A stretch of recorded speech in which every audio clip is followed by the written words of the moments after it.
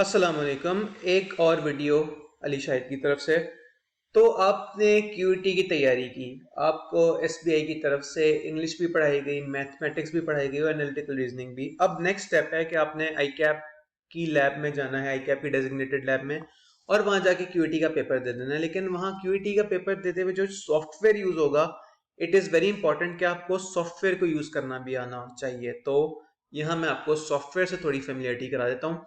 सबसे पहले तो स्टूडेंट आईडी और पासवर्ड आपको चाहिए होगा। आपके पास जो रोल नंबर स्लिप आएगी है, जिसे एडमिट कार्ड भी कहते हैं, जहां जिस ये लिखा होगा कि किस दिन आपका पेपर है, कौन सी वाली लैब में आपका पेपर है, तो वो तो आपके पास ऑलरेडी गिवन होगा। अभी चूंकि हम ये सॉफ्टवेयर यूज कर रहे हैं, तो यहाँ मैं लिख रहा हूं सैंपल के तौर पे Q80 लॉगिन आईडी, और पासवर्ड इसका मैं लिख रहा हूं 123।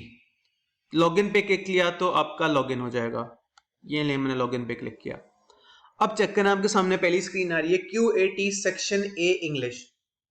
अब यहां देखें आपके पास क्या क्या ऑप्शंस हैं। एक ऑप्शन तो ये कि आप इस एरो पे क्लिक करें या आप ओवरव्यू पे क्लिक करें। अगर आप एरो पे क्लिक करेंगे तो आप नेक्स्ट स्क्रीन पे चले जाएंगे, यानी कि पहले सवाल पे चले जाएंगे। सवाल नंबर 1 यहां लिखा अभी आ रहा है 1193। इसका मतलब ये टोटल 93 एमसीक्यूज हैं, 93 सवाल हैं, और आप इस टाइम पहले सवाल पे मौजूद हैं। इस एरो से आप फॉरवर्ड भी जा सकते हैं, बैक भी जा सकते हैं। अगर कोई सवाल स्किप हो गया है तो ये परेशानी वाली बात नहीं है कि वो सवाल मैं कैसे सॉल्व करूं। समझे आप क्वेश्चन नंबर 2 पे थे, आपको अभी नहीं माइंड में आ रहा इसका जवाब, आप नेक्स्ट क्वेश्चन पे गए, अगला क्वेश्चन सॉल्व कर लिया, और फिर आप वापस आ सकते हैं सवाल नंबर 2 पे। नेक्स्ट आप देखें ओवरव्यू। ओवरव्यू में आपको 10-10 एमसीक्यूज की सीरीज दी हुई है। अगर आप कहते हैं कि मैंने इंग्लिश बाद में करनी है, मैथ पहले करना है, कोई मसला नहीं। आप सवाल नंबर 31 पे जाएं, यहां से आपका मैथ्स है, बल्कि यहां से आपका मैथ स्टार्ट हो रहा है, सेक्शन बी। नेक्स्ट एरो पे आपने क्लिक किया तो यहां से आ गया मैथ्स का पहला सवाल। एक और इंपॉर्टेंट बात, आप अगर कोई सवाल सॉल्व कर लेते हैं, फॉर एग्जांपल अगर हम कोई सवाल सॉल्व करें कि इनमें से कौन सा नंबर है जिसका 13 फैक्टर है, याद करें मैंने आपको सारा कुछ करना सिखाया था। फिलहाल जस्ट बात हो रही है सवाल टिक करने की। तो 20 स्क्वायर, इसका हम बगैर कैलकुलेटर के कर सकते हैं। 20 का क्यूब क्या आएगा? 8000 सेंटीमीटर क्यूब। अब हमने एक दफा टिक कर दिया, तो अब चेक करें ओवरव्यू में जिस सवाल पे हम होते हैं वो तो ऑलरेडी ब्लैक आ रहा होता है। अब हम नेक्स्ट सवाल पे अगर जाएं और फिर ओवरव्यू खोलें, तो चेक करें जो सवाल आपने सॉल्व कर लिया वो ग्रे आ रहा है, और जो सवाल आपने सॉल्व अभी नहीं किए वो व्हाइट आ रहे हैं। समझे आप 37 पे गए, आपने 37 भी सॉल्व करके देख लिया। 37 ये क्या आएगा? 26/50। 26/50 कौन सा ऑप्शन है? 26/50 को भी मजीद सिंप्लीफाई करें, आंसर आएगा 13 और 25। ये सही ऑप्शन है। हमने इस पे क्लिक किया। अब ओवरव्यू पे जाएं, चेक करें। आप 36 पे जाके अगर ओवरव्यू खोलते हैं, तो जो सवाल आपने सॉल्व कर दिए हैं वो ग्रे हैं, जो भी आपने सॉल्व करने रहते हैं वो भी व्हाइट है। तो इससे आपको ये भी आइडिया रहेगा कि आपने कितना क्वेश्चन कर लिए, कितने क्वेश्चन नहीं किया। अब आप आराम से कहीं भी जाके आपने क्वेश्चन नंबर 70 खोल लिया, जो भी है, आपने कहा कि ग्लिटरिंग थिंग में भी डिसेप्टिव, इस पे टिक कर दिया, ये ग्रे हो जाएगा।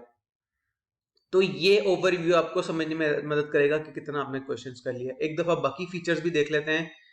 यहाँ फ्लैग का ऑप्शन आ रहा है। इस फ्लैग का ऑप्शन ये है कि अगर आपने कोई सवाल माइंड में रखना है, जैसे फॉर एग्जांपल क्वेश्चन नंबर 8 पे आप गए, आ रहा है कि सेलेक्ट द अप्रोप्रिएट मीनिंग। यार अप्रोप्रिएट मीनिंग आपके माइंड में इस टाइम नहीं आ रहा, लेकिन आपने कहा है कि जब पूरा टेस्ट हो जाएगा ना, तो मैं सोच के एक दफा ये वाला क्वेश्चन नंबर एमसीक्यू नंबर 8 करूंगा। तो आप इस पे लगा दें फ्लैग। इस पे क्लिक करने से फ्लैग लग जाएगा। अब आप आगे जो मर्जी क्वेश्चन कर लें। अब जब एंड पे आप ओवरव्यू देख रहे होंगे कि मैंने कौन सा क्वेश्चन पे सोच विचार करनी थी, अब आपको क्या पता याद भी ना हो कि आपने एमसीक्यू 8 पे सोच विचार करनी थी, लेकिन ओवरव्यू ने आपको ये हिंट दे दिया कि देखो ये फ्लैग बना हुआ है। तो अब मैं क्वेश्चन 8 पे वापस आया, अब मैं क्वेश्चन 8 पे सोच विचार कर सकता हूँ इनमें से कौन सा वाला ऑप्शन जो है वो ठीक है। एक और ये ऑप्शन आ रहा है क्लॉक का। काउंट डाउन का मतलब ये है कि कितना टाइम रह गया। आपने कोई 2-2.5 मिनट से ये वीडियो चल रही है, तो काउंट डाउन का मतलब है अगर टोटल 2 घंटे अवेलेबल थे, उसमें से आपके 3 मिनट गुजर गए, बाकी 1 मिनट और 56 मिनट और 56 सेकंड रहते हैं। इसी तरह आप इस पे क्लिक करें काउंट अप, ये आपको बताएगा कि आपको टाइम अटेम्प्ट करते हुए कितना टाइम हो गया। तो आपको 3 मिनट और 12 सेकंड, 13 सेकंड, 14 सेकंड हो गए। एक तीसरा ऑप्शन है हाइड क्लॉक, के आपको घड़ी नजर ही ना आए, लेकिन मेरे ख्याल में एक अच्छा ऑप्शन नहीं है। आपको हमेशा अपने सामने काउंटडाउन रखना चाहिए कि भाई मैंने कितना टाइम मुझे हो गया है पेपर करते हुए, कितना टाइम मुझे रहता है। एट द एंड जब आप इन सारों को टिक कर लेंगे, उसके बाद होपफुली टाइम भी तब तक पूरा हो चुका होगा। जैसे ही 2 घंटे के 2 घंटे पूरे हो जाएंगे तो ये आपका ऑटोमेटिकली क्लोज हो जाएगा। तो ये थी आपकी सॉफ्टवेयर से अवेयरनेस। बहुत इजी तरीके का है यूज करना। आपने सिंपली जो आपको आंसर सही लगता है उसे टिक कर देना है, उस पर क्लिक कर देना है। कोई सवाल नहीं समझ आ रहा तो उस पर बहुत सारा टाइम लगाने से अच्छा आप अगले सवाल पे चले जाएं, आसान आसान सवाल पहले कर लें। जो सवाल नहीं समझ आ रहा उसे फ्लैग करें, नेक्स्ट क्वेश्चन पे जाएं और एट द एंड ओवरव्यू में देख लेंगे कहीं आपने कोई सवाल खाली तो नहीं छोड़ दिए। देखिए नेगेटिव मार्किंग कोई नहीं है तो खाली कुछ भी नहीं छोड़ना। नहीं आता तो एट द एंड तुक्का लगा दें, लेकिन खाली कुछ नहीं छोड़ना। तो होपफुली इस वीडियो का आपको कुछ अच्छी इन्फॉर्मेशन मिल गई होगी।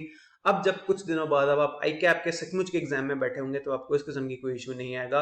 अली शाहिद को इजाजत दें, फिर कभी मिलते हैं। अल्लाह हाफिज।